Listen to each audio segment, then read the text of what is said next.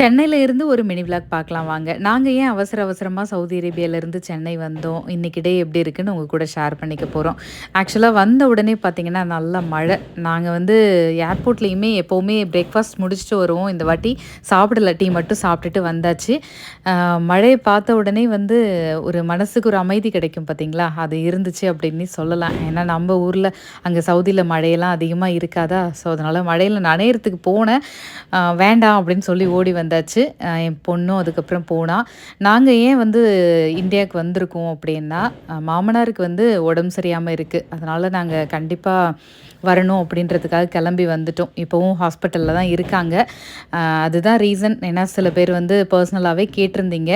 அடுத்த நாள் தீபாவளி அப்படின்றதால குழந்தைங்க வந்து பொறந்ததுலேருந்தே தீபாவளிக்கு இங்க இல்லவே இல்லன்னு தான் சொல்லணும். சவுதியில தான் இருக்கிறதால, இந்த வாட்டி தான் ஃபர்ஸ்ட்டு தீபாவளின்னு பட்டாசு மட்டும் வாங்கி குடுத்து காலையில விளக்கேத்தி சாமி கும்பிட்டோம்.